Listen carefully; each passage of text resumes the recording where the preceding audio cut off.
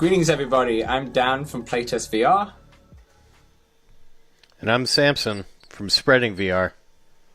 And welcome to episode 1 of our brand new podcast called Let's Talk Oculus. Now, me and Samson had lots of fun in the prediction episode last week, so we decided to make this more of like a regular thing. So before we get into the show and the topic of discussion, Samson, do you want to tell the people, who the hell are you? Hey everyone, welcome to Let's Talk Oculus episode 2. I'm Dan from Playtest VR, and I have with me my co-host Samson from Spreading VR. Hey Samson, how's it going? Oh, it's going pretty well. Thanks for having me back, and I'm looking forward to our topics today. Hey Dan, thanks for having me. I'm very excited that starting next week we won't be able to, count how many episodes we've done on one hand. Yeah, 5 episodes already, which has been awesome.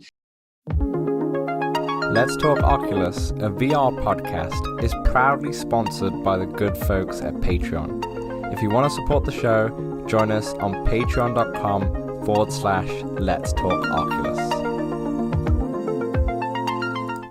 What's up, Oculus nerds? Welcome to episode 100 of Let's Talk Oculus. Yeah, Samson's just miming the 100. We did it. Yeah. We did it. Thanks so much for everyone who's currently on the live stream. I can see on the chat we have Kimberly, we have D-Max, we have Michelle B, we have German Rifter, Steve, Brennan is in there as well. Aloha, Kimberly. It's good to see you all. Thank you. Yeah, let us know what the sound level's like, if I'm too loud, Samson's too loud, or vice versa. Let us know in the chat, because I don't have a clue what's going on here. That's why I got the headphones on. I'm producer mode right now. But I hope you all enjoyed the little throwback right at the start for Let's Talk Oculus's first episode, second, and fifth. I wanted to put the fifth in there because we were like, oh my gosh, I can't believe it's been 5 episodes already. Got so excited to be more than one hand. Now look what these hands have created. Now, I guess I could do the 2 O's, and you could do the 1, and that'll be LTO 100. Show in the chat, welcome. It's good to have you in. Probably the last guest that we had actually before the epic 100 as well. So we have a really fun show. We've got announcements. We have probably 3 announcements to show you. We've got merch. We have a new poster. What's up, Space Denizen? I want to say his name. Void. Yeah. Nice. Yes, we have a poster. We have new merch, and we have actually a new show to announce as well. So stay tuned for that. We also have a bunch of questions, listener questions that all of you submitted, whether it was through the form, Discord, the email, and also through Spotify. So thank you so much. We're going to go into that. Hey, Rick. Oh, Bavidas? Deus? I don't know how to pronounce your username. I always forget, but Rick. I like Bavidius. Bavidius. That's what I say in my head. That could be wrong. That sounds better to me, but welcome, Rick. Glad to have you here. Then after that, we also have a fun topic that we were going to go through building our ultimate Quest 2. It's been 3 years. What if someone to pick up a Quest 2 now and had unlimited budget, what would you buy? Spoiler alert. I've already built it. Yeah, Samson's probably on it. Rick even put it in there. Yeah, Samson's already got it. Beauty. Now, before we kind of get into the show, this show is actually sponsored by Impact Reality. So thank you so much, Impact Reality, for sponsoring our 100th episode. For those of you who don't know, they are a VR-focused PR and marketing agency who worked with some of our favorite games like Synth Riders, Among Us VR, Hubris, Goats of Tabor, Quantar, and many more. They're also in the final for the VR Awards Rising VR Company of the Year. So congratulations to Impact Reality. You'll know exactly, if you go onto their website, you'll know exactly who they are. So if there are any XR companies listening or watching in the show, or if you're just like a solo developer and interested in their services, definitely visit their website, Impact Reality, impactrealityxr.com. And thank you so much for sponsoring the show. Their description and such will be in their links will be in the description. I'll put it in after we've finished the live show. Botherings is in there. Welcome in the chat there. Samson, during our whole 100 episodes, we've had lots of support from our Discord community and our patrons. Why don't you go ahead and give a shout out to all of our patrons? Yes. I will go ahead and thank all the people who have been so kind as to support us over the last months, years, and decade. Sure. Yeah, go for it. Because the decade started in 2020. It's around when we started, so that's what I meant. And we have, those who don't know, we have different tiers on our Patreon. And it begins with the Whisperer tier. You'll notice a theme. Thank you to John, Joseph, Rick, Jim, and Seth for being on our Whisperer tier. Next, we have the Talking tier, the Talkers. You see it's getting a little louder. Thank you to Richard, Steve, Kai, who was our first patron, I believe, Chris, Jesse, Alan, Guido, and D-Max. And next, we're going up. Oh, we're up to the third tier, Dan. It's getting high up there. We have the Shouters. The Shouters, thank you so much out there. We have Dave and Jenna. Thank you both. Y'all have been with us for so long. And then finally, we have the top, the tip of the iceberg. The greatest, the most supportive, the one and only Kimberly. Thank you so much to everybody, and especially Kimberly, for all the support and for everything, really. All you guys out there. Sorry, we're here for you. Jenna just put that she is a screamer. Yeah, maybe we should create a new tier for Jenna called the Screamer. She calls herself. That sounds a bit naughty. Also, Samson, I can hear your fan in the background. By the way, it's fine, but I can hear your audio fan. While she it's pretty hot here. You're fine now. You're good. We will have a break. Dave says sorry I'm late. Dave is in here. Dave, thank you so much. We just announced the patrons, but you were definitely in there. Dave's a great person to have in the Patreon and the Discord. He normally hosts big screen nights on our Discord, so definitely join us for that. And speaking of the Discord, we have over 140 members now. You can join for free. The link will be in the description post. I should have put it in before, but this is all new to us. But what we wanted to do, just to shout out to our Discord peeps. Samson, what is one of your favorite Discord memories from a whole 2 years or 100 episodes? There's been the best of times and the worst of times in the Discord. Nah, I kid. Honestly, my favorite part is the 3D printing group. I don't even have a 3D printer, nor do I 3D print. However, I do have these really cool...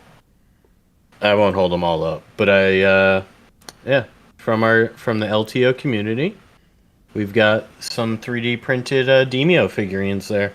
Nice. Beautiful. So big thank you to Steve, I believe, yeah. Yeah.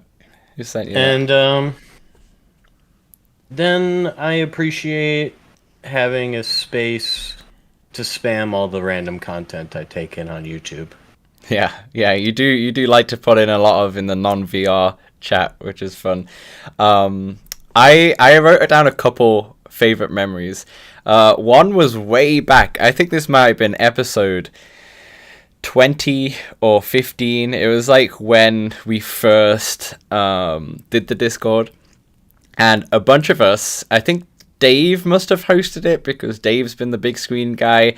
I remember Steve being in there as well, but once we watched the podcast, in big screen, which was quite fun. Oh yeah. I remember there was like 4 or 5 of us, so they were watching it, but as we were watching it, we were kind of commenting on it, and then we had a little talk afterwards. This was like really early days, but that was surreal. That was pretty fun to just see our big ass faces up on the screen, and everyone, like our actual listeners or viewers, actually watching it, and then actually having like I guess it was like a Q&A at the end, but it wasn't, we just had a little bit of a chat at the end, and that was so much fun. And also just meeting people. I remember playing Walkabout mini golf with Kimberly for the first time and Dave for the first time. And I distinctly remember Kimberly. I remember seeing her in Walkabout. I can't remember what course we were playing. It was one of like a newer DLC courses. And I was like, Kimberly, you supported her for so long. I just kind of wanted to give her a hug, but I couldn't because it was in Walkabout. I was like, I just want to give you a hug. You supported us for so long.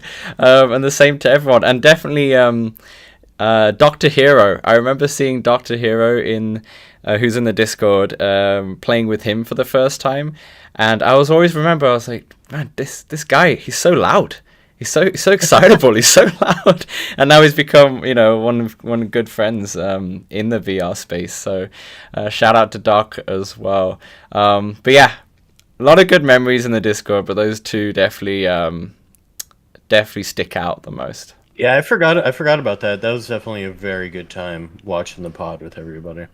Yeah, that was weird. That was so much fun. All right. So. Big ups Kimberly says watching the podcast was fun. It was awesome live commentary. That was definitely fun. I feel like we should do that again. Maybe if we coordinated it, we could have had this in there, but never mind. Okay, let's start off with our first and second announcement. 2 announcements. Okay. Let's go to the poster. So for those of you who don't know, we had a poster done last year, and I have it up on screen right now. That is the OG. Yes, that is the OG poster. For those of you who know, I printed it on metal. It's behind me. You won't be able to see it on the frame. I remember Kimberly printed it on glass. I know Brennan has one. I believe Dave has a print of it too. There was a jigsaw going around and such. But this was cool. This was our OG poster. For those of you who are not who joined us after the poster was created, you might not know this. We do have a Google Drive that you can get it printed. If you can't find it on the merch on Discord, just post and I'll send you a link to it and you can get it printed. But we thought, because it's episode 100, we need a second poster. And what I wanted to do is, I've got this printed on metal again, but it didn't come in time. I ordered it 3 weeks ago, and it still didn't come in time. I thought I was way ahead of the game. Dave said he still hasn't got his poster yet, so that's a shame too. It looks like I might not get the second poster. Good old USPS. Also, we're whoever does UPS. Canada mail. UPS, yes. Or US Postal Service, yeah. The Canada Postal Service too. But anyway. Yes, the CSPS. SPS. So let's go and show our second poster. So this is here on screen right now. So this poster was kind of in a collaboration with Walkabout. I got permission from them to use the Walkabout Island, and essentially it's kind of Ready Player One kind of inspired. But you see me and Samson right there. We're flying off. You'll see it in more detail. I'll put the Google Drive link in the merch store again. But we're flying from reality with our Walkabout golf clubs into Walkabout to play in the island.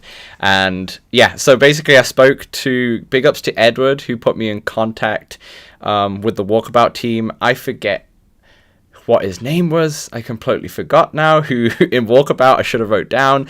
But they helped me get the right angle of the island that I wanted. So they got me this angle, which was perfect. And then I went back to the OG designer who designed our first poster, and we worked with him and we came up with this. So we're not allowed to technically sell this, but we can put the Google Drive out there, so you can just download the PSD. You can download the PNG if you don't have Photoshop, and just get it printed at your local store. We're allowed to give it away. We cannot sell it to you. Yes, we're allowed to give it So away. take it. Please take it. Same with with our first poster too. We just want to give it away. Like, you can get it printed at our merch store and pay for it that way, but it's probably best to just get it done at a local store. You'll save money and you'll probably get it delivered. We don't make money off of that, so really just go to the cheapest option. No, this is just more of a gift to go back to the community. So that is announcement 1. That is our poster. Announcement 2 will be our new merch, which is in this one. Perfect. So I have it slideshowing right now. This you can find. It's currently private, but I'll do it publicly later. But you can buy this merch off of our spring merch website. You see we have various hoodies, we have t-shirt, stuff with the new logo. So actually this Let's Talk Oculus 100 logo, I learned and made that myself from Photoshop. It took me 6 hours to create the orange logo that you see right there. But you can now buy the merch. Once again, we don't really make a profit on that. I always put it to the lowest tier pricing, so we can just get it out to you so you can have some merch on there. And the final thing I just wanted to say is that the new logo, the Let's Talk Oculus 100 logo, for all the patrons, including at the thank you level, at the $1 level, I'm going to get your address. I'm going to go message all of you later on this week. I'll get your addresses and I'm going to send you a sticker of the new logo. I'll mail it out to you just for a thank you to post. But yeah, we got a bunch of merch, and if you have any suggestions of what kind of merch you want, we can make it for you. So just let us. Or we can just give you our logos and you can put it on whatever merch you want. Toilet paper. Yeah. Anything. Yeah, I have the OG PSD files and such, so I will send that to you. Yeah. But yeah. You did a good job, Dan. You did a good job. Thanks. Okay, let's go back to our original scene here. And so there are 2 announcements, okay? And the part 1 of the show, what we're going to do is we're going to go through some listener questions. So we actually got 12 questions. Granted, 2 people submitted 3 different questions. But we got 12 questions, so thank you so much who did submit a question. And what we can do, Samson, is maybe me and you, we can just read off one each and then go through our answers and such. So let's go through our Q&A segment. So, Samson, do you want to start off asking the first question? How about I start off by asking the first question? I think this is a good way. Yeah, that's the way. From Henry J. Dan, what has been the worst or lowest quality VR game you've ever played? For me, I think I've spoken to this many times, but it's Grid Legends. That was the not worst game I've played, but the lowest quality game that I've played. That was very rough. Sure, it plays well, but incredibly rough visuals. And just a real shame because it's like a 30 gig file as well. It was like a massive file for that game. I went through my whole list of all the games that I've purchased too, and I couldn't find a more unpolished looking game. And it was like one from a massive big publisher. So yeah, Grid Legends for sure. What about you? Dude, I struggled. Like I scrolled through everything that I've pretty much played or even just own and maybe only played a little bit. And I struggled with this one because I don't really play that much crap, so to say. But there is a lot of stuff on App Lab that I feel like I remember some sort of fish game we talked about with GT, and that just looked not great. So I imagine there's a lot of stuff in that vein. But when I played, I just don't like it, Dan, and that's Gorilla Tag. You don't like Gorilla Tag at all? I do not. Wow. One of the most fastest selling games on Quest 2 might be up there with Beat Saber. And okay, here's something that I admit. I've never played Gorilla Tag because it's not appealed to me. So yeah. I can see what you mean. There you go. I don't. It's been a year or two, I believe, since I hopped in. Because when it was first taking off, I was like, all right, I got to hop in. I'm I got to try all the stuff. It's like why I hopped in Zenith. I was like, all right, first VR MMO, really? I got to get in this, see what it's like, see what the hype is. Yeah. And dude, I just can't get down with that movement. I just can't. I get it. I get why some people like it. I could not get down with it, and people are just. It's like I was so. I don't. It's probably in part because I was so bad. I'm really bad. That might be it. I blame that one, which is absolutely fine. All right, let's get to question 2, and that was done by Jesse K. He asked, Zuck comes to you. This is like a scenario here. Okay, so buckle up, Samson. Zuck comes to you, both me and you, and he says he's a big fan of the pod, and he wants to know one thing that he could change to make the Quest 2 and Quest 3 better, that he'll implement right away. Nothing is out of the question. So anything you want, what would you say to Zuckerberg that you want in the Quest 2 and Quest 3, and you want it now? Yeah, I feel really basic with my want. Outside of being able to want to play higher end games, because I think that's more than one change away, honestly. So I have settled on give me a terabyte freaking goddamn space on this on the hard drive, or upgradable space, one or the other. Yeah, I second that. Upgradable space would be so nice. Oh, it's like if they can make it like the Steam Deck, where it's like if you want, just pop in a card in there, SD card. It might not be as good as the internal memory, but it's still good enough to play. That'll be amazing. I see Brandon says eye tracking, and I did think about eye tracking, and I like the idea of head haptics. I still never tried the PSVR, but yeah, ultimately I just want to have all the space. And that's probably not even a good problem to solve. It's because ultimately it's not that difficult to uninstall and reinstall games. Yeah. But it's a lot less friction. Yeah. It really is. I agree. It will save me from like getting the 64 gig and then just... It's also good because like the hardware is so expensive now. Like the Quest 3 is actually quite pricey if you think about it compared to what the Quest 2 came at. So it'd be lovely to have that storage option where you could just go for it, right? We're going to get into that in the later question. Yeah. So for me, I would say the thing I would say to him is to fix the UI. I want proper folder system. I want a smooth experience. I want to get in and I want to make it feel like the PlayStation 5. When I'm in, everything is just so smooth and it just works and I can just jump into a game and it's all good. Now they're getting better. I'm not going to lie. Having automated updates now, they are getting better. But my gosh, I hate the UI so much and I want more customization options. What's with the Demio figure here? I just like showing them off. They're really cool. I just like showing them off. Sorry. Just keep talking. That's fair. Yeah, I want more customization options. Give me a folder system. Give me a way where I can just customize my home environment where maybe I walk over to the left and there's all my games I really love pinned in like a bookshelf. Let's say if I can have a virtual bookshelf and I can see like the artwork of all my games on the bookshelf, so I can just click on that and I can just be in.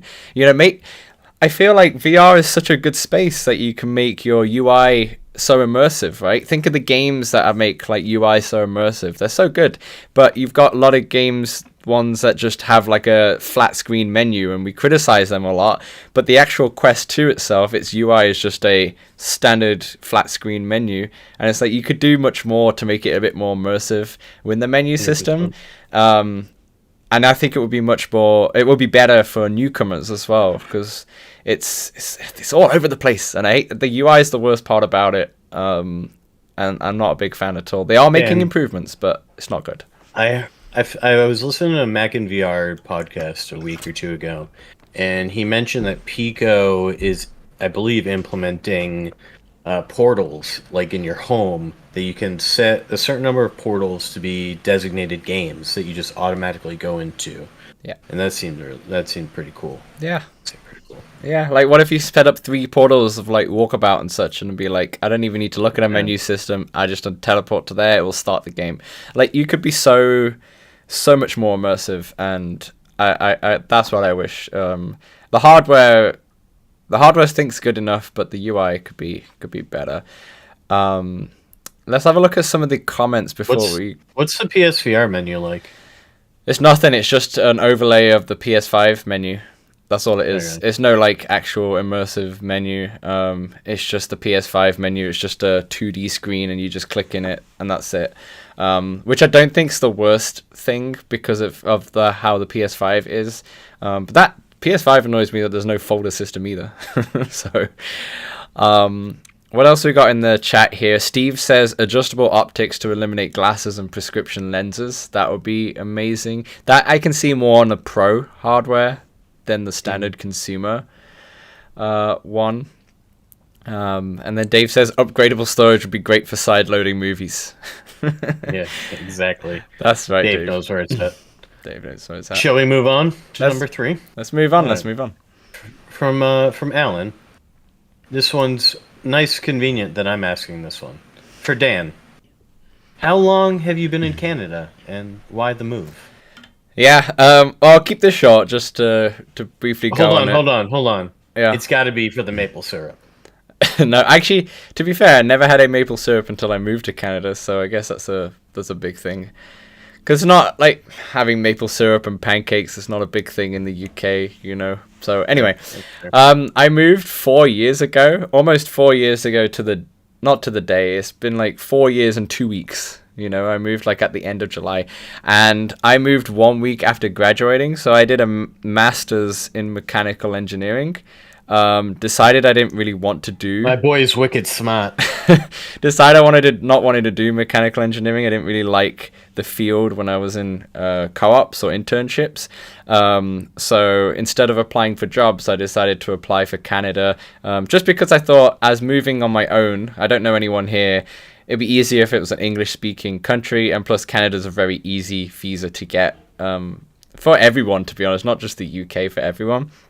They'll take anybody. Yeah, and it's always been on my bucket list to move to a different country, and so it was the perfect time. Graduating, you know, I'm on my own, I'm a single guy, so it's like no like baggage or anything. I could just go. I could just pick up and leave, and that was the perfect time before I get stuck in a job and all that stuff.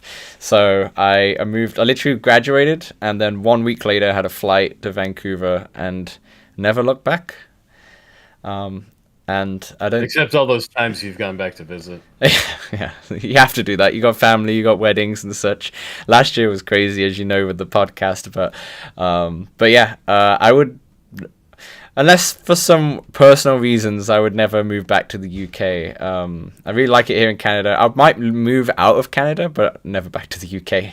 we've moved past that now. Canada's nice. It's nice outside of all the fires. Yeah, the whole of British Columbia is burning right now. Like Vancouver's very smoky right now, but it's anyway. Going into question 4. This is from Steve. Steve says, patron Steve. He says, "I'm curious about what goes on behind the scenes to make the magic happen. I've heard the script/notes being referenced. Does Dan put that together? Is there a rehearsal or a review?" I like the word rehearsal. It feels like we're doing a theater. What do you use to record and post, and what's the process like? I guess I can answer this question. Basically, I normally do the... We just wing it. We do wing it, but like I normally do the script. Sometimes, obviously, Samson, if I've not got time or something, you put together all the articles or such and post that, which is great. Or I'll chime in with something I want to talk about if I think something's worth talking about. Yeah. So generally, when things are smooth and I'm not doing it last minute, I will go open the notes. I'd go to upload VR and just scour for the last week and see what the news are. I'll put them in there. I'd write down a bit of description, and then I'd put in the games out this week. So I'd go to the coming soon list in the store and put that in, and then I'll PDF that and send that to Samson. It could be more efficient by just creating a Google Documents, as we've now just started doing for the first time for LTO 100. Then we could both collaborate on this. And then... Hey Mike, live open mic's in there. He's brand new to the podcast. I don't think he's ever listened before. I actually don't know who he is, to be honest, but welcome, Mike. Yeah, so basically, I create the script, I send it to Samson, and generally that's pretty much sorted. And then what we do is we've gone through lots and lots of different ways of recording. So when we first started the podcast, I had my like really nice Sony camera filming me, and I would capture my own audio. Samson would do the same on his end. Then he would send me a 2-hour upload of his recording. I would put that together. I would like upload it to Google Drive. It would take forever. Then you would download it from the Google Drive. Take forever. Then I'd put it in Final Cut Pro, match them all up, edit it. That was crazy, but we didn't know what to do, right? And then we finally used Zoom, and then long story short, we settled on Riverside, which is not what we're using now. Right now we're going through Discord and OBS because we're doing a live stream, but normally Riverside FM, it's been amazing because essentially what happens is it does what we wanted to do. It records locally, so the connection's fine, so the quality's fine, so the audio quality's good, and then it automatically uploads it to me, and then it's all pretty much in sync. So when it comes to me editing in Final Cut Pro, there's not much that I need to do, to be honest. It's so easy a caveman could do it, because even I ran a podcast doing it once. Yeah. But yeah, I hope that answered your question. If there's any more questions, feel free to ask me in the Discord. All right, go for it. Number 5? Yeah. Number 5 from D-Max. What is the funniest live moment you remember when recording all of the LTO podcasts so far? I mean, Samson, you might as well start with this because I just rambled for a bit. You go for it. All right. I will start. Really... It's so hard for me to think back and remember on particular moments from and all of these really, but my gut from this first question is Techman's glasses from his second interview, and my swing and a miss of a Owen Wilson joke about when I made the Owen Wilson wow joke. Yeah, and it just went so over your head, and then I didn't just like move on. I just kept digging. I explained it even more, and yeah. For some reason, I had no idea that Owen Wilson had a whole wow sting until you said that, and I was like, oh my gosh, it's everywhere that he said wow.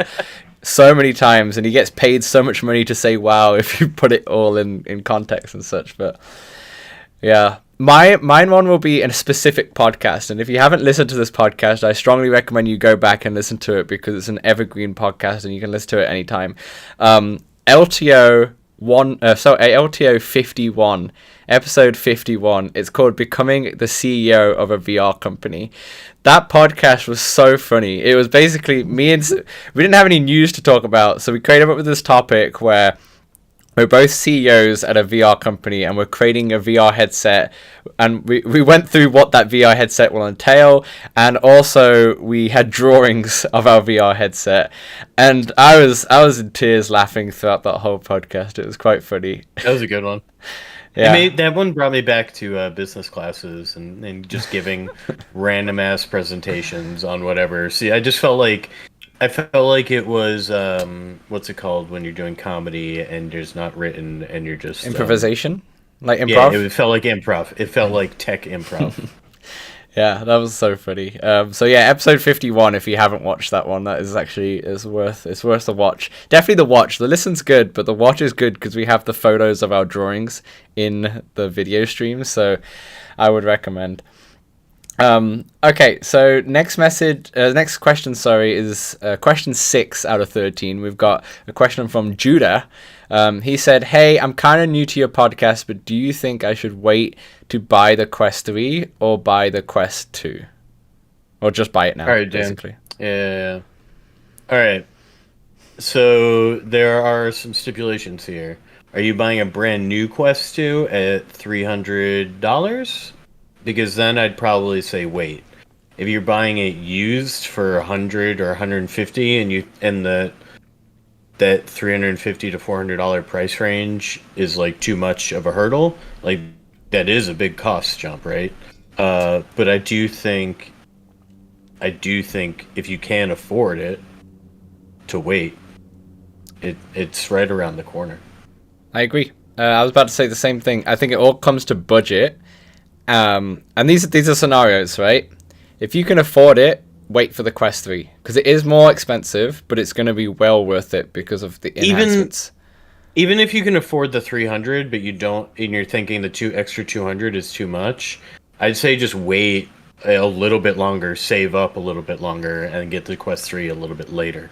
I agree.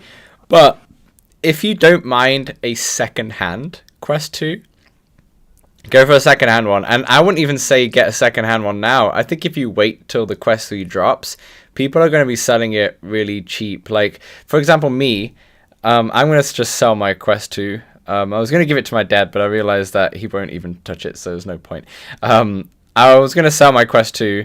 If anyone in the chat wants to buy a Quest 2, you can have it for quite a low cost to me. I'm just going to sell 64 gigs. 64 gigs, that's why. So I'm just going to sell it for pretty cheap. You got to save it, dude. That thing's a relic. You could sell it to a museum. Nah.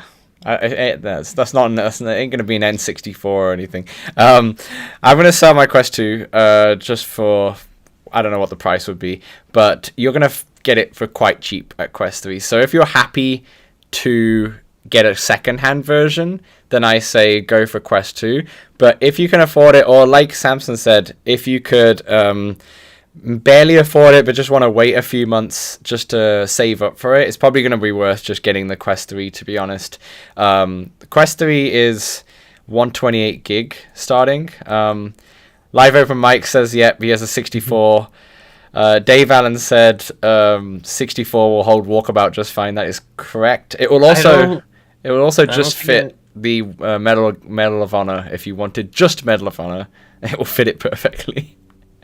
I don't think I'd spend more than $100 on a Quest 2 because you will, unless it's coming with some head strap or a battery or something. $100 would be what I would cap out, I think, at a Quest 2 right now. Well, that's the thing. When I sell mine, it's going to come with VR cover. It's going to come with a Quest. I have loads of accessories, so I'll put that in there. And I'll have the Elite strap, which is fine. I'll have the boxes for this too. And I have the, what was I going to say? I don't know what else I got. I got a few things to bundle it with. And I would probably send it for maybe 200 with all of that stuff. All of that stuff in terms of that. And that might be just 200 Canadian. We'll figure it out. I feel like that's a fair price. 250 Canadian probably, which is around 200 US. I'd probably set up that with all of those accessories. I'd probably ship it that way. Yeah. But yeah, we'll see. Brandon says there's no reason to pour money in upgrading the Quest 2 with accessories. Open Mike says I couldn't play Medal of Honor until I got a PC. Michelle says Canadian shipping charges will apply. It depends how much it is. If someone wants it and the shipping's $40, I'd probably just pay that. Don't worry about it. Mike says, will Samson the answer is no, Mike. sell the DK? Dave says, does that include my DK1? The DK1's somewhere else because I brought it to the camp to show the kids. Yeah, nice. Dave says, does that include shipping? I don't know. It just depends how much shipping is. We'll go from there. But yeah. All right. After you, Samson. Question 7. Okay. I forgot what number we were up to. This one comes in from DMAX. I like that you mixed in a lot of these DMAX questions, although I see here we got 2 in a row. What is the most embarrassing moment during a podcast recording? Oh, what is the most... I can't think of... I might have to cop out on this one. I can't think of an embarrassing moment, but I would honestly just say our original setup of how I just explained how we all filmed it locally and then uploaded it. It was so inefficient. And I feel like we could have figured out Zoom very quickly, but we did that for quite a lot of episodes, to be honest. Yeah. So it was working. It was working. Also, early on, when we had our first few guests, we didn't pay for Zoom, so we had a 40-minute cap, so we would do a 40-minute and then be like, hey, I want to send you another link. So we stopped, saved the recording, and then send another link. So I don't think that's embarrassing, but it was just it's just funny how far we've come to be more efficient. How about the one I did with Jenna where we we talked, forgot to record, then talked, and then it cut, and then we were on like take 4 by the time we got to it. Honestly, my answer to this is every previous pod that has already happened is now embarrassing. I can't go back and watch especially the old ones. The further back you go, the more embarrassing it is, and then it never gets to no embarrassment. But it is probably a nice asymptote, if you will. Good word. Good word. Thank you. When we were going through the old episodes, actually, because we had to, for the intro, as you saw, if you guys made it to the start, Dave, I know you were late, you have to go to the start where we showed episode 1 and episode 2. It was funny just to seeing... In fact, episode 1 seemed fine. It was episode 2 where, like, I was so skinny. You had so much hair. You were in a kitchen. It was just all, like, it was so funny. But, yeah, maybe that's embarrassing, I guess. Yeah, I guess so. All right, another DMAX question. He says, which VR game was the most painful to play / review, or was like the worst and such? I guess we answered like the worst and such, but what was the most painful to play, if you had any? Yeah, I don't know that any were painful to play, but the one that I probably played the least, that was, a key given to us, was probably Silhouette. Yeah. Mostly it's just like the hand tracking. I love the idea of it so much more than I like. So I like doing it in Cubism, and I like it for Chess Club. I'm not so into it in Silhouette. I'm not so into it in Rogue Ascent. I think it might be the type of games these are, and that said, Rogue Ascent and Silhouette are very different games. Silhouette's kind of similar to more like a Cubism, but it's a little different. Yeah. So yeah, that would be mine. It would be Silhouette, and yeah, that's not to say that it's not for anybody. It wasn't so much for me. Yeah, Silhouette's quite ambitious. You're right. I never thought of that actually. A lot of the hand tracking games, like Inda Hoop, I got once, and that was just painful. I put a video on that on my YouTube channel as well. Before I answer it, Kimberly says I haven't seen anything to be bounced about. You guys are all good, so thank you, Kimberly. It's definitely more behind the scenes embarrassing than anything. I would say Face Your Fears 2. For those of you who don't know, I do have a YouTube channel which I don't really post anymore. It's one of those things, But if you go to early YouTube channel stuff, I did a video on Face Your Fears 2. And it got to the point where a spider jumped in. For those of you who are OGs, they know I hate spiders. A spider jumped right in front of my face, and I literally threw my controller across the room, and I had to take my headset off and everything. And it's all on camera, so definitely have a look at that Face Your Fears 2. It's probably one of my, I don't know, probably the 4th video I ever did. So if you just go on oldest, you'll see it quite clearly. But yeah, Face Your Fears 2. Everything else was fine. It was just that stupid spider room that was like a shed or a barn that you go in, and the spiders everywhere. And then at one stage, you have to throw these. I don't know, it was like rocks or something to like defeat the spiders to get out of the room. And there was one massive one, and I threw the rocks, and I kind of didn't want to look, so I was throwing them sideways like this, and I kept missing the spider, and I was like, oh crap, there's no more rocks, I just have to walk forward. So I was just like, and then I was closing my eyes, I was walking, and as soon as the spider hit me, I opened my eyes and I saw it, and I screamed like a big baby, and that controller went flying. It's quite funny. That's amazing. I just played some Deep Rock Galactic, and there were a good amount of spiders in that. I don't think you'd Yeah, it didn't even occur to me because that's not my big fear, but yeah, there were a good amount. Next question, Dino Lord 89 asks, why is Endgame the best Marvel movie? I think this is in relation of episode 99. I mentioned that Spider-Man the Multiverse, Across the Multiverse, the animated one, was the best Marvel movie I've seen. I maybe mistake that from Endgame. But just speaking about Endgame, I really liked Endgame. I thought it was really fun because it goes back in time and has a nod for every single movie. So I still really like Endgame. It's not perfect, especially the ending whole sequence, but it's just a fun. Those Marvel movies, you just gotta say that they're not going to be the greatest movies. You're just going in and you're having a fun roller coaster ride, and sometimes that's all you want. So, yeah. Mike says, and I've never seen it. No, I only saw the MCU last Christmas, so for the first time, or a couple Christmases ago. Mike says, did Dan make it to the rat section of Face Your Fears 2? I did. I actually pretty much completed it, I think, or got very close. I did make it to the rat section. They just kept appearing, like everything. It didn't bother me. Honestly, I'm pretty good with a lot of fear. It's just spiders. I just can't do spiders. I played the whole Resident Evil 7 in PSVR 1, start to finish. I played the whole game, loved it. It doesn't really affect me too much. I do get scared, but that's what you're going in for. But Good point. It's just spiders. Just F it. I just can't do it. Anyway. Number 10. Yep, go for it. All right, from Dino Lord 89. What have been the most important moment to you with the podcast? The most important moment.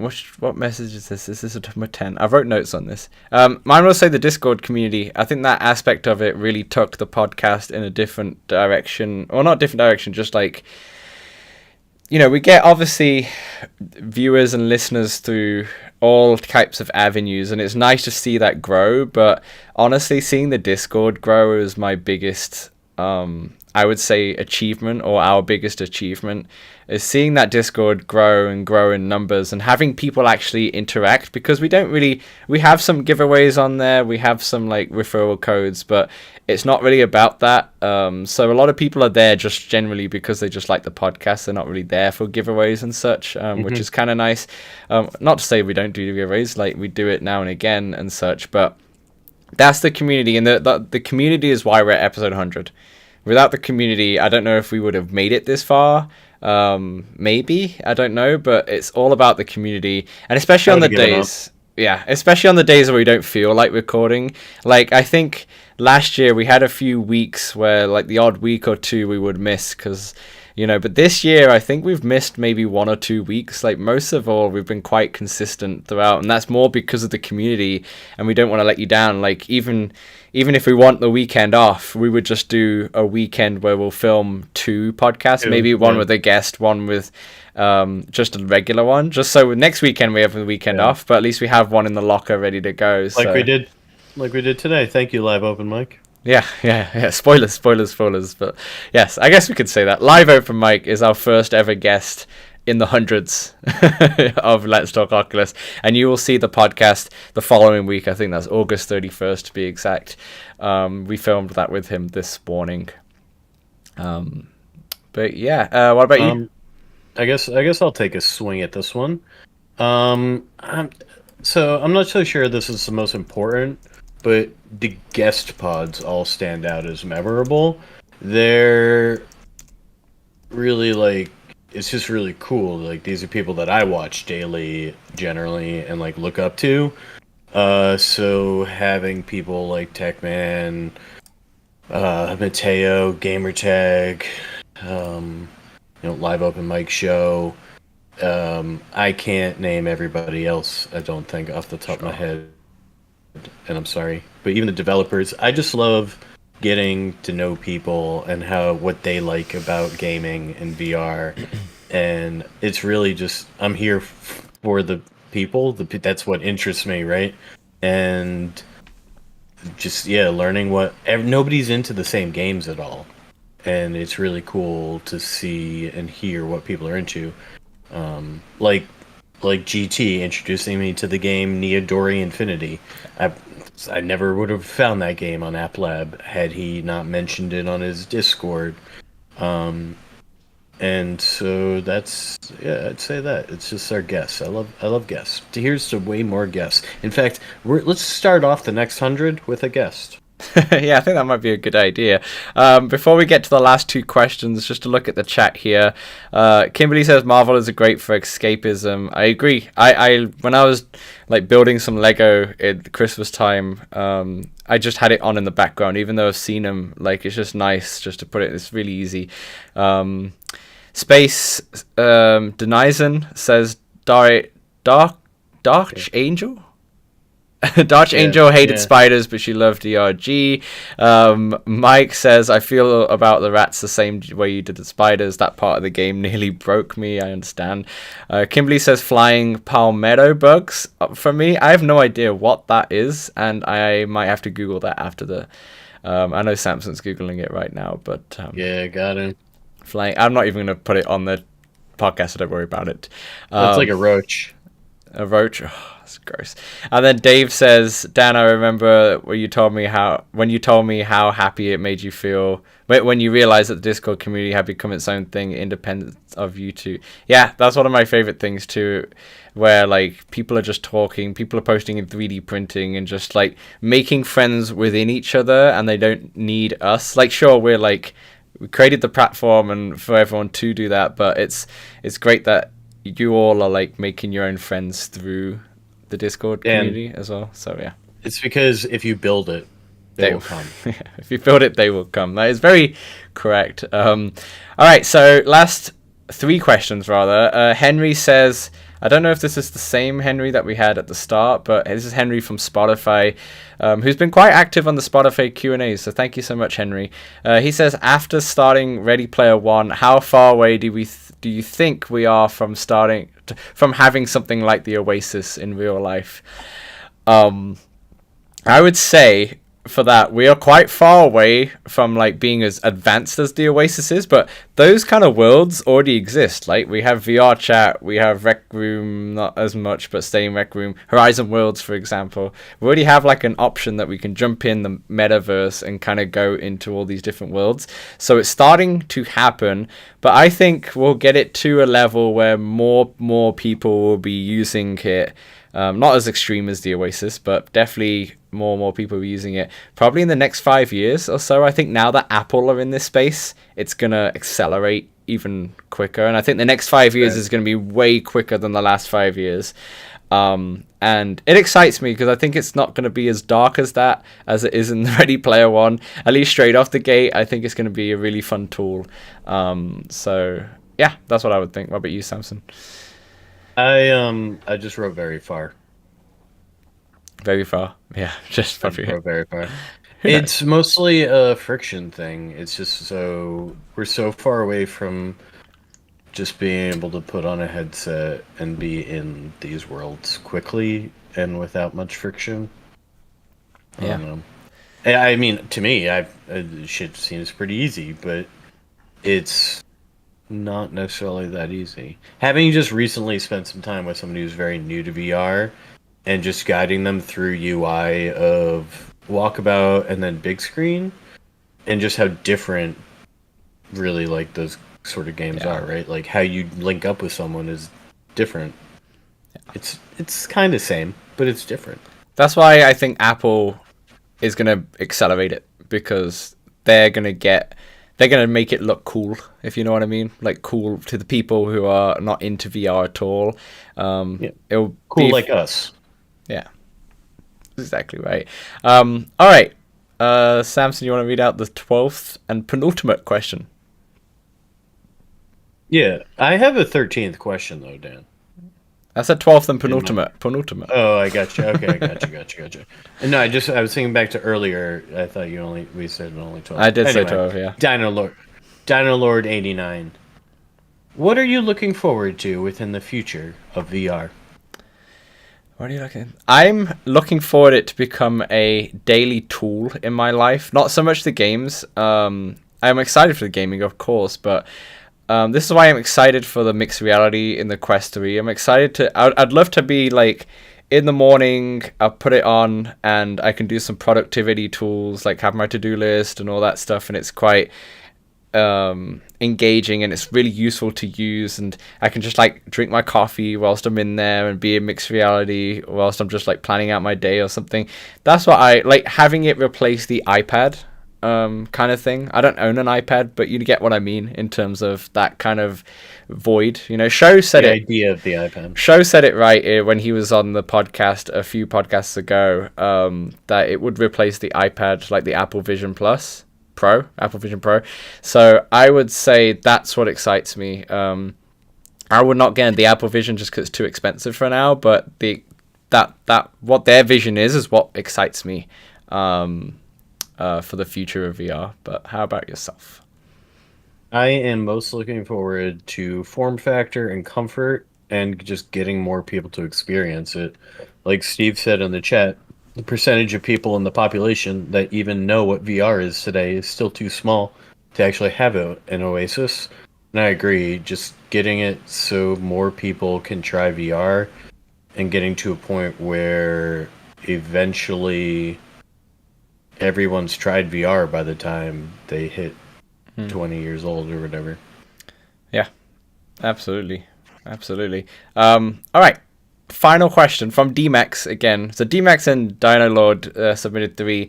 DMAX says, what... We'll allow it. We'll allow it.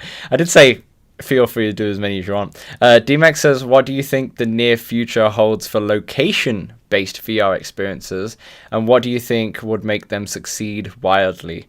And I'm going to pass this to you, Samson, first, because I feel like as you do some volunteering and work in the Bubbler VR arcade, not local motion, but similar kind of aspect, I'm going to pass this on to you first. I'll take it. I'll catch this one. I think so long as PC VR is so expensive, there's definitely a place for them. And it's even better if they can offer even more than you could possibly have at home. For example, with haptics or wind or rain, some sort of spitting liquid on you when you're supposed to get wet or something. I don't know. Some like 4D immersion. Some way to advance, exactly. Or you're in a chair and you're like, whoa, that type of deal. And I think if there was some sort of educational connection, it could help them explode. Linking up with schools, and so everybody's tried VR for a brief period of time when they're a child. Or just getting lucky and being seen in a famous movie scene that takes off randomly. And then all of a sudden everybody wants an Oculus. Space Denizen said Big Screen Beyond would be hot in a VR arcade. I would say so. For sure. Yeah, but it's so individual, no? Like, it's individual IPD. Yeah, and it's also very customed faceplates and such. That's true. That's very true. I would say that for local location based VR experiences, the ones that I would say, let me think about this as the aspect of like the ones that have the big floors, like you have a warehouse, and Zero Latency is a very popular company who does that. We have one in Vancouver, which I've actually tried. I'm not sure. Yeah, I think I talked about it on the podcast. But right now, I feel like it needs to be made cheaper. You think about back in the day with the arcades, kind of like before our time in a way, to be honest. But like, when people were growing up in the 90s and 80s and 90s and they had arcades, that would be just a quarter or something. You put get to play and such, and it'd be really fun. And I'm not saying that the VR arcade should just be a quarter or something like that. But right now, for example, Zero Latency, there was like 10 of us, and we did like the Far Cry VR experience, and it cost $50 to $60 Canadian. So that's probably about $35, $40 US for just 30 minutes. And I think that's just way too expensive to get like just people to come in. Where do you think it should be?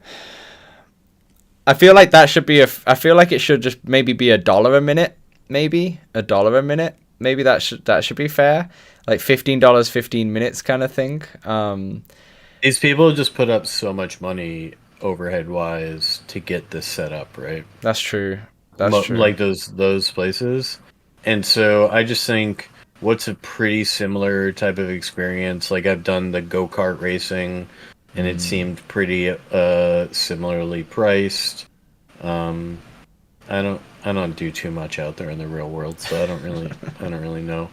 I don't know how much it costs to go axe throwing, really, but it's probably more expensive than axe throwing. But it seems, yes, it seems like kind of expensive, but I feel like if you're going out to do things, it's in that realm of going out to do things price, right? If you have PCVR at home, it's less appealing. Sure. You're like, why am I gonna go? I can do VR. You know, the classic. I have VR at home, but there's something to be said about doing it in person with a group. You know, it's different. It's just a different way to experience it. That's true. But it's hard to sell people on it unless they've done it once, I imagine. That's true. It's kind of like maybe that happy medium. Maybe $1 a minute is a little bit too cheap on that aspect. But yeah, you're right. The overheads are going to be really hard. Dave says axe throwing is 30 to 40 an hour. There you go. Which is fair. Yeah, so I would say cheaper, but maybe that's not right. Yeah, I've not really compared it that way. Other things aside from cost, though, I think they need a bit better marketing. You know, get in with the TikTok space and such. Axe throwing is really cool now. It's like a lot of people do axe throwing here in North America. Like, I've never heard of it until maybe a couple of years ago, but a lot of people go and do axe throwing now because I think the socials and everything really boosted axe throwing. And it's like, oh, that seems fun. And I think also the building needs to be a place that non-gamers would be happy to go to, and like the VR aspect is a big thing, but you can also go there and have maybe a drink and maybe hang out, maybe get some food as well. And there's like those kind of arcades, like for example, now bear with me here, there's a place called Swingers in the UK. It is in New York as well, and I think there's in one more space in US. I said bear with me. Swingers is a mini golf or crazy golf, mini putt, however you want to call it, place. Oh, I think you mentioned this place once. And I love it, right? Because you go in and it's like a really social place where they have like four to six different food vendors. So you can like get pizza or get like whatever kind of food you want. You can get drinks and you can kind of socialize and just chill out. But then you get a time slot to go play some golf. You know, as you're socializing in that kind of realm. So a lot of people go there for their night out. Maybe they'll do some golf for like an hour, but then they'll stay in the spot and have like food and drinks, and it's just like a fun kind of vibe. It's not like a club, but it's more of a like cool spot to hang out with golf just on the side. And I feel like there could be maybe a VR arcade. I know they probably exist, I just don't know. But that could do that, where like VR is why you go there, but there's also other aspects to continue staying, right? Maybe you have 2D arcades there as well. Maybe you have some OG arcades there which you can mess around. Kind of like how bowling alleys have arcades and pool tables and such as well as just bowling, but you're going for bowling, but as you're waiting as such, maybe you're playing the arcades and you're staying. So that's what I would say. Maybe that would make them succeed a bit more, I would say. I don't know. I mean, like I said, you're probably in the best space for this because you're obviously around the VR arcade every weekend or such. But yeah, I don't think that if you want to become a millionaire, you're going to open up a VR arcade. But I do think that there are ways to like stay afloat and keep your business open. Yeah. You know? Yeah, absolutely. Definitely, yeah. We had a great podcast with Toye a few, maybe like 20 podcasts ago or so, who was in the Bubbler VR arcade, the one that Samson works at on the weekends, and did the the summer camp too, and the hat that he's wearing too. So definitely check out that podcast episode because that's going to give you more insight. It aired in December, I believe, and you can also catch me and him on the Rough Talk VR podcast from about a month or two ago. Yeah, definitely. Beauty. So that's all of our questions. Before we go, we're going to go into like a 3-minute interlude so we can have like a quick break. There will be a fun montage playing, so don't go anywhere. But definitely, if you need to go to the washroom, go for it. Is it our guest montage? Our guest montage, yes. So we'll have a 3-minute interlude, but before we go into that, quick questions, Samson, what we got in there? What we got as you bring it up? Wait, what was that? Sorry. I I'll talk about it. I was going to say what we got in the questions here, or people in the chat. We got Dave. Oh, in the chat. I got you. Dave saying axe throwing is like 30 to 40 an hour. Dave also said you go to a carnival and you pay $5 to $10 for a 2-minute ride. That's very true. That's very true. Carnival's a bit of a rip-off in that case. Steve says I don't like carnivals. Steve says to charge extra. Dave says he built his own target, which is you built Dave. Did you build your own axe throwing target? That's definitely a Dave thing to do. Michelle says Dave and Buster's. I just hope it wasn't attached to his fence. Kimberly says Lucky Strike has a bar, Applebee's, level food, bands, arcade, bowling. Yeah, that's what I was thinking. Similar to that. Yeah, perfect. And then Mike's brought up some hentai apps, so we will continue going forward. This is actually a perfect time for the interlude. It'll be a 3-minute interlude. Enjoy the little montage of guests that we've had across 100 episodes. It's not all the guests, but it's what we could fit in 3 minutes. So enjoy that, and we will be back in 3 minutes where we will do our third and final announcement, and then go through our topic, the big topic of the show, which is building our Ultimate Quest 2. Stick around. See you in 3 minutes. It's Samson. How you doing? Hello. Here I am. What's up, Oculus nerds? As I show off my t-shirt swag. Making his return is my co-host, the Olympian Samson. So we've got the pleasure to talk to Dave Pritchard here. We're going to talk about his new game Warchasm, which just came out on App Lab. Also joining us, we have a special guest of the show, one of the best VR creators out there. We got it's Gamertag VR GT. How are you doing, man? Today we're joined by a special guest, developer of the upcoming VR physics-based combat game called Samurai Slaughterhouse. Justin, welcome to the show. And today we're joined by a special guest. He is the game director at Sponge Games, currently working on the hit App Lab title Dead Second. Sean Edwards, welcome to the show. Let's start with our guest, Mateo. First of all, before we talk about your journey, what does the 311 or 311 mean? And is currently hard working at the highly ambitious cyberpunk-like title called Lo-Fi. Blair Renault, welcome to the show. How are you doing? Welcome back to Let's Talk Oculus episode 49. We are in Wait, you gotta tell me. Bocce, dude. Bocce. I keep calling it Baki. This is the English in me having no idea what this. We are joined by Jasmine from VR with Jasmine. How you doing, Jasmine? Welcome. We have Edward here joining us from Mighty Coconut, i.e. the creators from Walkabout. All right, welcome to Hangout Games, the Hangout Games lobby. We have Daniel over here and Chris. Actually joined by Pete Austin, aka Glitch Fandango on Twitter, who is the writer at 6 Degrees of Freedom, and one of the newest members of the F Reality Crew podcast. It's Jose Santiago Rivera. How you doing, bro? What's up, bro? Not much. Yeah, so hold on, man. You know, we coming in pretty hot, man. So we excited about this. We excited about, maybe co-hosting this with you, right? Co-hosting this with you. Well, listen, it's your boy Jay Dunn. And it's your girl Joy Rain. A local guest for me. I mean, we'll get into that. We are joined by a very special guest. It's Toye Onakoi. I think I got that right. Owner of Bubbler VR. I'm joined by the famous, the beautiful, the funny, if it's multiplayer and not PvP, I'll play it. Jenna, how are you doing? I'm good. Thank you for having me again. That's a perfect segue. Perfect. Yeah, we got Show Futuristic on the show here. Big up, Show. Nice to have you on the show. How you doing? Today we have the developer for Disc Golf, Heiser Creek. Would you like to introduce yourself, Nick?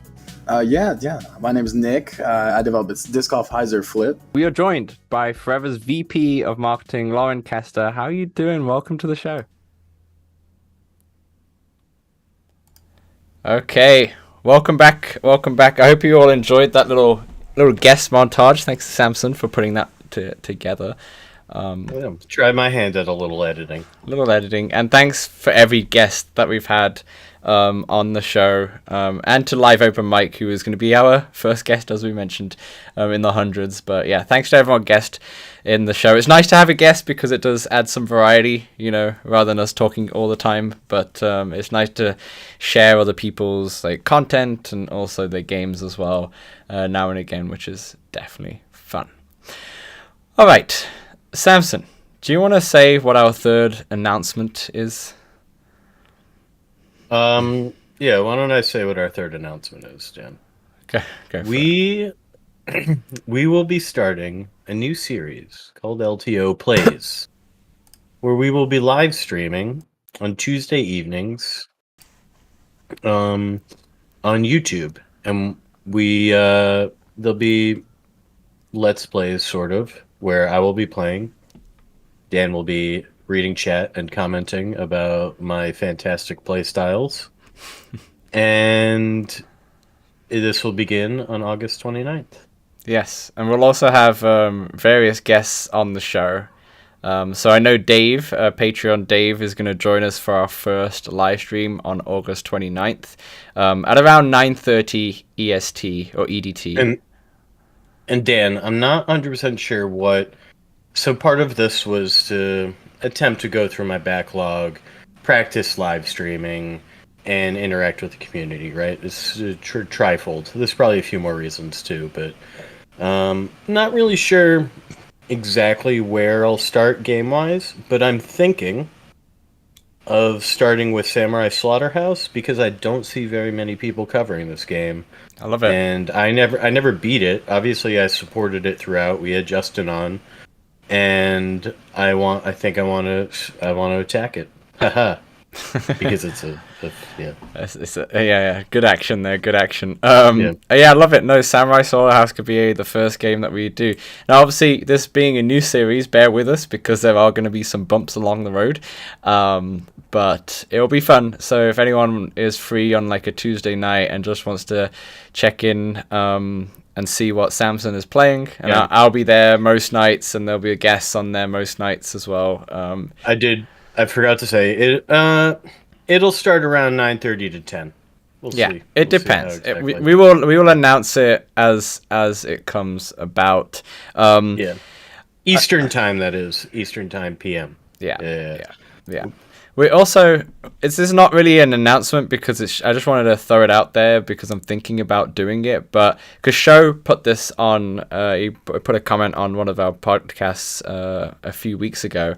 But I'm thinking of maybe doing a LTO newsletter that comes out every week as well. So those of you who are not in the Discord and such can still know that when our live stream is going on, what we're playing, what the podcast is about, and what games are out this week. So if a newsletter is something that you'd like, let me know in the chat, let me know in the Discord. I'm probably going to do it anyway because I think it'll be a good idea for people who are not in the Discord. But let me know if that's something that you are interested in. And Mike says if Mike, who normally streams on Tuesday nights, said he'll join us, but we could even join streams sometime. Okay. With that, let's go into our main topic of the show and what will obviously end the show with, which is building our ultimate quest. I don't want to end the show, Dan. I just want to hang out with everybody all night. Maybe we should do more of these live streams. But let's build our ultimate quest 2. So this will be more on a collaboration effort. What we are going to do is go through like the model of Quest 2. Obviously that's going to be pretty simple, but like the strap, the cover, controller accessories, the charging stand, the case, the third-party accessories we want, and any other stupid things that we could buy for our Quest 2 with our unlimited budget to make it the ultimate VR experience ever. So this will be like a slightly unscripted. I've wrote down a bunch of stuff that I want to mention. I'm sure Samson you have as well, but I didn't write down jack. I mostly just was like, you know what, I'm just gonna hold my own quest here, and away we go. That's perfect. That's perfect. So this will be more of a conversational, and obviously, if those of you in the chat want to suggest anything that would go onto the Ultimate Quest 2, let us know for sure. Before we get into that, just having a look. D-Max is good for the newsletter. Kimberly loves the newsletter.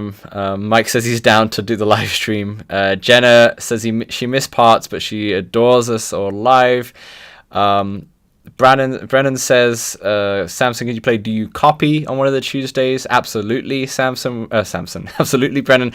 We will take loads of suggestions. Like, we want to make this more of a you show. Like, what do you want Samson to play?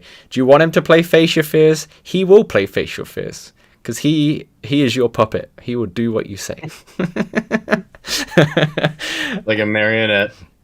I mean, we will play a horror game closer to the time of Halloween. I'm pretty sure of that. All right. It's easier having you being able to talk to me, honestly. Yeah. When I played that one horror game and I had Kai join me on Discord, and then he was like, "I think something's wrong," and it was just me curled up on the floor. Just everything shut, and you're like, Yeah. Jenna tells you to dance. All right. I'm going to start off here by throwing this one out because I'm pretty sure it's common. The model of the Quest 2 that we're going for will be the 256 because it is the maximum model. Do you have any differences? Are you going for 128 instead? No. Can we make it bigger? Unfortunately not. I actually had a look at that. I actually, side note real quick, I had a look at seeing if you could mod your Quest 2 and try and put a bigger hard drive in, because I was like, it's Android, surely you maybe can figure it out. No way. But no, it's because it's soldered in. You could I guess you could technically unsolder it and solder in your own memory, but I don't know if that's going to even work. But I'm wondering if anyone's going to try that on YouTube or something while the Quest 3 is out and they have like a Quest 2 to just play around with and do some crazy stuff. I just need to call up my soldier boy. Solder boy. There you go. There's the dance, Jenna. Actually, no. I think the best way to go about this, Samson, is because you technically have an Ultimate Quest. Why don't you describe what your Quest 2 is, and then we can build on that. All right. So I've got a Halo strap. Now I understand the Halo strap is not ideal for all head types. Head types, yeah. Not everybody's got my noggin. My great noggin, you know? Some people have different shaped heads that aren't as ideal as mine. For the Halo strap, that is. And it needs to have a top strap, Dan. You need to have a top strap. So the strap that you go for is a Bobo M2 or M1? I go with the old school. I got the M1. And you might say, but then you don't have the battery pack, Sam. You're a big dummy. But I've got the VR Power battery pack, Dan. Yeah. And it packs a punch of battery, that is. And it keeps me going. It's degraded over time, sure. Sure, it's degraded over time. But all you need to do, Dan, when your battery degrades over time, is just go ahead and buy a new one. So you just keep that new in the box for when this is really shitty. He's already prepared. Which is perfect. Excellent. Do you have a VR cover as well? Okay, you're showing it now. Yeah. You got to show it off now. I recommend the Thrill Seeker. It's pink, so it's better. And I personally like the. I think it's cool. It might be the cooling one they have. They have ones that cool your face down. I'm not sure if you know about this. No, I did not know. And yeah, it's just a nice little pleather foam pad. It's my favorite one to go with. Sometimes I put in my Supernatural silicone one when I want to work out.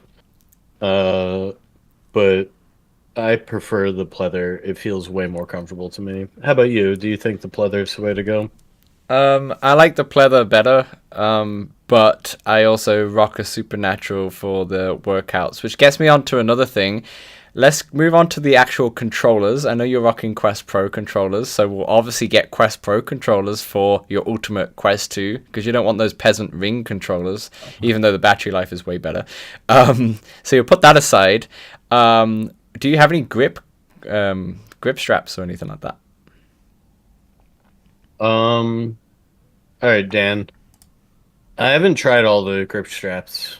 I'm sorry to say. I really want to try these Kiwi ones that I see people talk about. Rough Doc's big on them. They're the VR cover ones are adequate with my Quest Pro controllers. Yeah. But I feel like I need something built for them that's just a little bit better. It's just frustrating, Dan, to have to.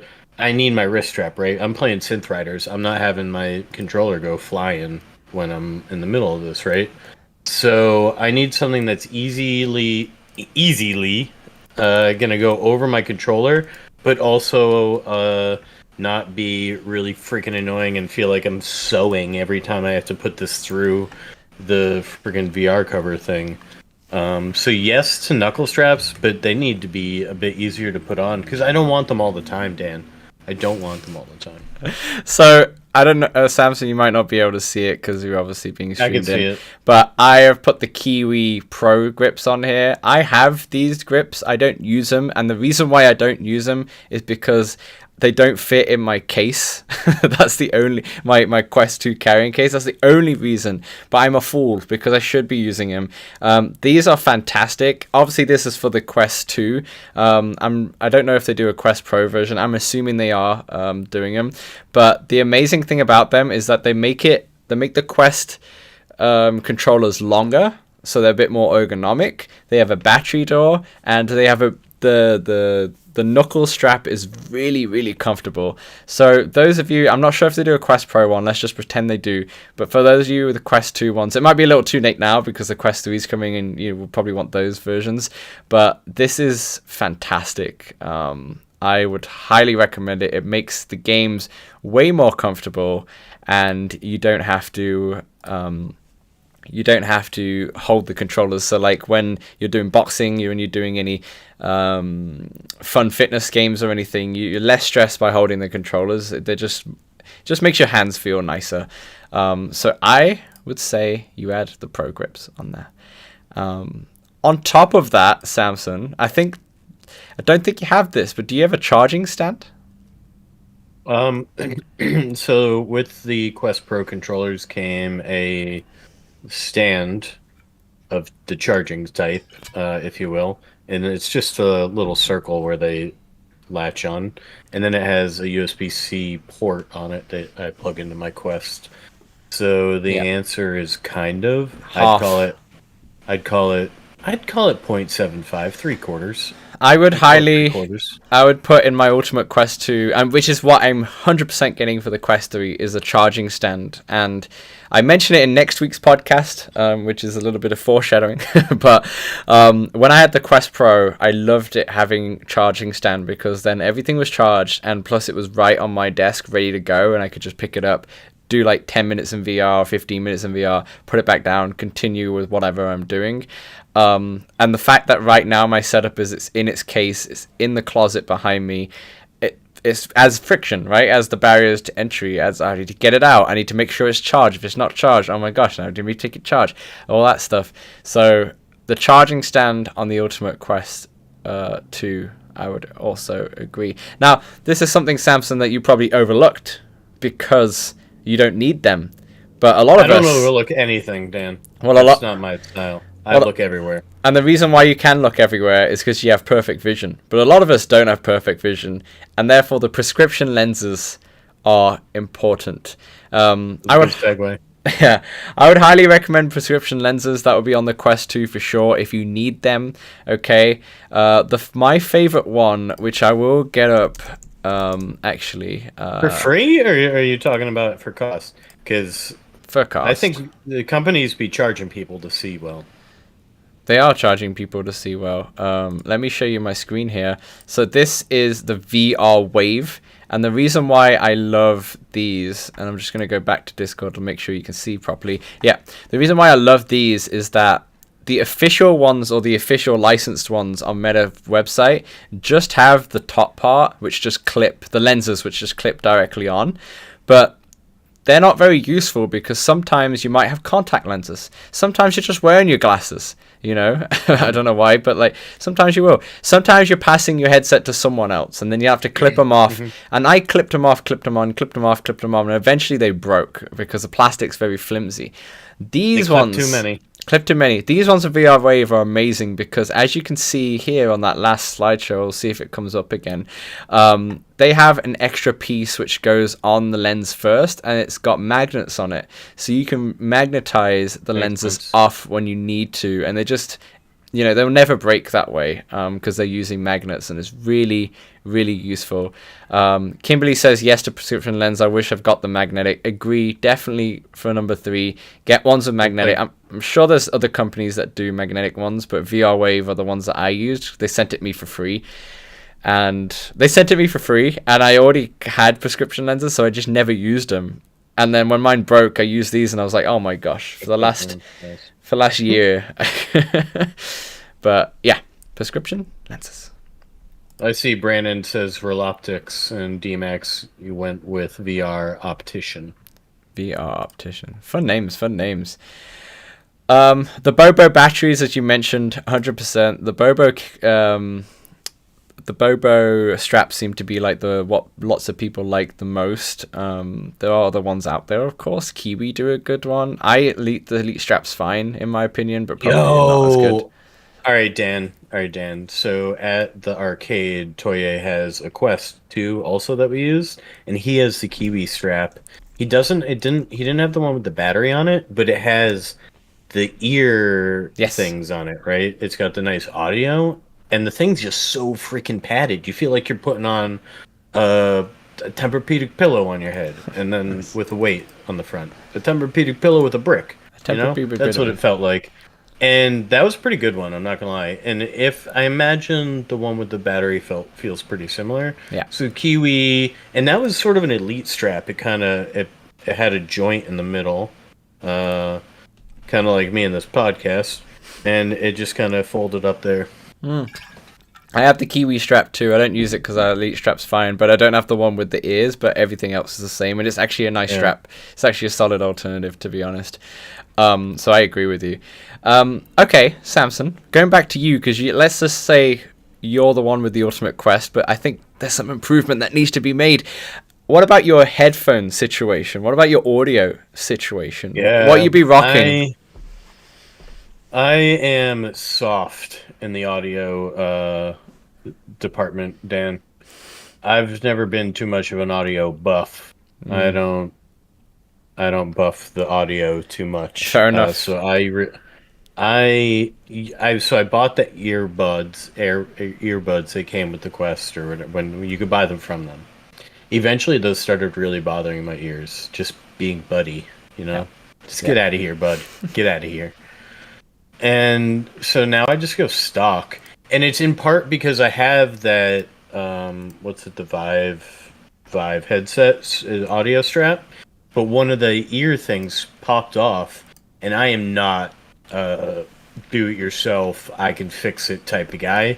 So that thing just sits there. It sits in the corner of my room, and I look at it every once in a while, and I think maybe I'll learn how to fix that. And that's as far as I ever get, Dan. So I just use the stock audio. But so that's what brings me to that Kiwi strap, because that sort of solves that one. So there's a lot of different audio solutions. You can get the clip-on audio solution, which Kiwi do as well, I think, which you can do separate without the strap. Brennan in the chat says the Oculus Ready Pro Logitech G, which are the overhead headphones with a short cable which connect. They were very popular. They also do in-ear ones with a short cable. So Dan, I used to also use these headphones that I'm wearing now. Yeah. But with the Halo strap sits like where this goes over my ear, basically. So it ends up making the strap not fit as well as I want it. Yeah. So overhead ones, I don't think overhead ones are the best solution because of you're like really cramped in and such, right? And some straps just don't work with the overhead ones, so you might not want overhead ones. They work for some people, they don't work for everyone. The in-ear ones are more of it fits, every size fits all, but there's still a cable, albeit small. There's still a cable. This is what I recommend as someone. I know, like, bear in mind, I have never tried this, but I've heard great things about it. So I am going to screen share again, and I'm going to show you the Anker Soundcore VR P10 headphones. Oh, that's what D-Max just said in the chat. In fact, I don't know these are Anker. I think they're just Soundcore. So these are like AirPods Pros in a way, and you can see in the bottom here you've got the little USB stick, which is actually perfect for the Quest 2. So if you look at it here, there's an image. It's made for Meta, and it just fits in, and it's also passed through USB-C, which is wicked. And most likely, actually I don't know this for fact, so you might want to wait on this, but most likely this will fit with the Quest 3 absolutely fine. It just depends how long that USB-C is, but I don't know if it will yet. These are made for the Quest. You can use them for other stuff as well, but they are like your AirPods Pro. They're a wireless solution, as you can see, it's passed through charging as well. So for your ultimate Quest 2, I would recommend the Soundcore ones. Bro, those are expensive though. They're 100. This I'm on the US. No, on the Canadian site. So they're 129 Canadian. So they'll probably be $100 US, which are like the similar kind of price to most headphones, like decent headphones anyway. And you can use this for everything.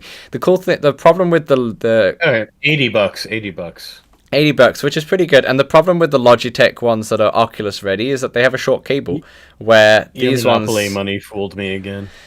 Yeah, remember when my Canadian Monopoly money? I did actually go onto the US Amazon, but it looks like it took me out of it and went back to Canadian. So it is $80 US. So I would recommend these. As someone who's not used it, it's just got good reviews, highly recommended.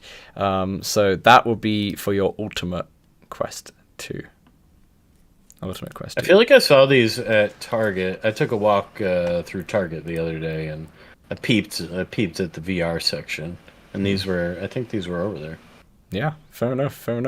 All right, so that's the actual Quest itself. The other things I could throw in there is a gaming PC rig if you have an unlimited cash, and get yourself an Oculus Link cable. You probably won't need it, but just in case you have some poor Wi-Fi issues, you have that cable ready to go.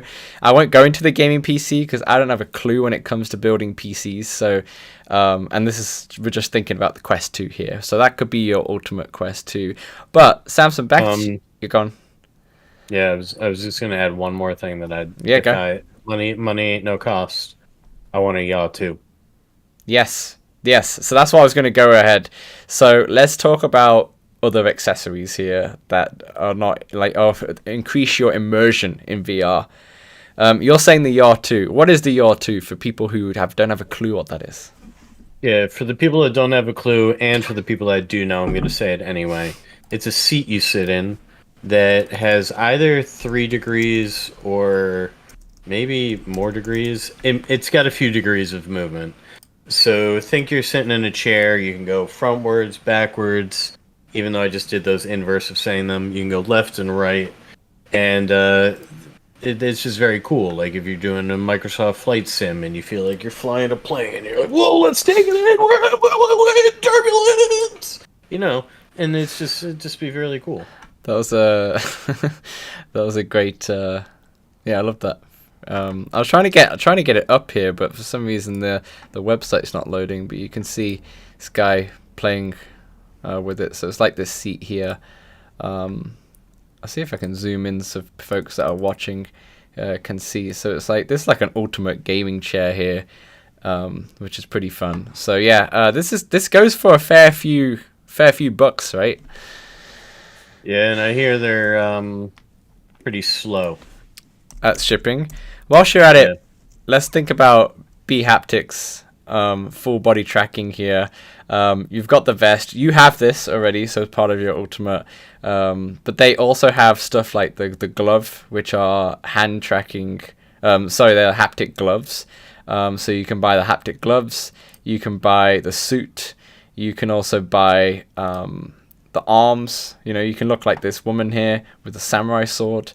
You go crazy here. You buy everything at B-Haptics, and it will probably cost you about $2,000 at least. But I like the hands. They got good hands. Yeah, definitely. I'm intrigued. And then whilst we're on that, is it the Catwalk C2? is the newest And one, the treadmill. I'm just not interested. I don't want it. You don't- I'd rather 2 Yatus than a freaking cat. So this is a Omni treadmill, so you can technically run in VR and you'll stay in one place. You use this actually in Ready Player One when I was reading the book, which is pretty fun. Kibbley says B-Haptics Vest and new gloves, much more games support them. Agree, they mostly do more PC games rather than actually Quest 2 native games. And Kimberly also says, I love Dan's face when Samson illustrates things. That's true, because I get very concerned. It's a PG show. It's a PG show. Perfect. Other accessories, I would say, and I'm not going to go like crazy in terms of these are not good. I'm going to go through the ones that I like. The Hello Real golf club. I'll just type this in on Google here. I did a VR YouTube video about this. This is the Hello Real golf club that you can use for walkabout mini golf. Very expensive, a little bit too expensive in my opinion, but if you're a collector, go for it. Mine's in the mail. This is something. What else do you think? I'm going to go on Amazon.com and I know exactly what I'm typing in, but continue. Anything else that you can think of? I mean, they're like gun stocks. I'm not too into those, though. There are... I have always wanted to try the one that it vibrates back or whatever. I don't know I forget what it's called. That's the Pro Tube. Is it the Pro Tube? I don't know if it's Pro Tube. There's one that it's got like a big black box on it. It's Pro Tube. And it jerks you around. It's Pro Tube. So I actually have one of these, but the gun stock with the force haptic. This is a full one. I'll show you right here. I'll see if you can see that. Brandon mentioned the one that Task makes, and yeah, I hear those are pretty good. The quick aim one, it just sort of clips in. Yeah, it's very easy, quick to use. You've also got the haptic pistol, which Pro Tube too. But yeah, you've got different ones for sure. But that gives you feedback as well, which is that's it. The force feedback, which is a bit nuts as well. We could go on, but there's. And I would say you got the VR mat, you got the Supernatural VR mat as well. So I love that. So much crap that you can buy to make your experience immersive as possible. But I have 2 more that I really want to share, and I'll get those up on a second. But one of them is VR weights. So now you can buy Kiwi VR weights, which I actually don't recommend. The VR weights I recommend are these. These are the adjustable rear weights. So these just wrap around like this and they go on your wrist. So you can use it for workouts and you can obviously use it perfectly in VR for VR workouts and they're not in your way on your wrist. So I would recommend these if you want to burn a little bit more calories. Yeah, Brendan has a Kiwi weights. Go on. No weights for me. Wait, don't tell me. Wait, no weights for me. Brandon has the Kiwi weights. Yeah, the Kiwi weights are okay. I feel like you need the VR knuckle grips for it to work better because they do get a really top heavy. They look like this here. Look like a really big marshmallow on the actual weights. I have these. They sent it to me. They're okay. They're not bad. But the weights on your wrist are going to be a bit more nicer if you're building that ultimate Quest 2. And then the final thing I want to mention is a tables tennis handle for Quest 2. I love this thing. This AMVR table tennis handle has made me much better in 11 table tennis. I did a video on it. It's on Playtest VR. I highly recommend this. It's really cheap, $25 US. And it really did improve. Adds that much. It did. It really did improve my. It definitely really did improve my table tennis, 11 table tennis, because I sucked at that game, and then I at least managed to get it up and down, up and down. So perfect. That would be the ultimate Quest 2. There's so much more crap that you can buy for the Quest 2. It's unlimited. It really is. I have a box. Maybe I'll do a YouTube video on it one day. But I have a box of just so much stuff that companies have sent me, mostly from Kiwi, but I have like other stuff as well. And they're just sat in the box. I'm like, there's so much stuff in here, and some of it's really useful that I would bring in. DMAX says the Sanlaki paddle adapter works well as well. Yeah, there's a bunch of different ones. This AMVR is the one that I tried, and I really, really liked it. But there we go. That's our Ultimate Quest 2. And if you have an unlimited budget or want to go a bit crazy for that Quest 3 when it comes out, you have some ideas, you know, when they come out with Quest 3 compatible versions of all of those different ones that we have. Get them all. Get them all. Perfect. That's it. That is our podcast. I think we've gone about an hour 40 for this podcast. Thank you so much for everyone who's in the live chat, who is watching, who came in came out. I know Dave's driving right now. Thank you so much, Dave, who's listening to us in his car. Let's give him a clap. That's a nice little gold clap right there. Yeah. Yeah, thank you so much. It means the world to me from the bottom of my heart. I love every single one of you. Like you've from the support you give us on Patreon, the support you give us on Discord, the support you give us on Twitter, the support by just watching us. There's a couple people who go into the Q&As of Spotify who have been in that. Thank you so much. We really appreciate it. Every one of you, Patreon or not Patreon, we appreciate it a lot. And that we're not going to stop here. This is the end. We've hit 100. We're goodbye. We are going to continue. We're going to try and make it even better for you, and go straight into 101, and hopefully maybe LTO 200. Maybe we can do it live together, Samson in Boston or something like that, and maybe some people who are nearby can meet up. Who's to say? What knows what will happen in the next 100 episodes? Samson, anything you wanted to say to the community? You've got Brandon giving you some crap in the chat right there, saying you should get better at beaches. He can kick some rocks. Sometimes I finish better than him. Sometimes. He was killing me from above a lot last game, though. He's always a floor above. There we go. That sneaky son of a gun. But yes, thank you to the community for coming out tonight and all the other nights or the days, depending whenever you listen to it. Thank you for listening to the podcast, joining us to much more VR. Get out there, spread some VR. Join us for some live streams going forward. Just big ups, y'all. Big ups to everyone. Thank you so much for listening. Thank you for watching and supporting us. I'm glad you enjoyed it, Kimberly, and I hope everyone else enjoyed it too. I see a lot of love that's going out on the chat right now. So thank you so much, and thank you also for joining us on a Sunday. I know it's a bit odd, it's a Sunday night or Sunday evening, so we appreciate that as well. All right, or Monday morning if you're like in China or something. That's true. Yeah, that's true. I'm not sure if we have, but yeah, appreciate it. Samson, do you want to do your last sign off as you? I'll see y'all next time on Let's Talkulus. Thank you so much.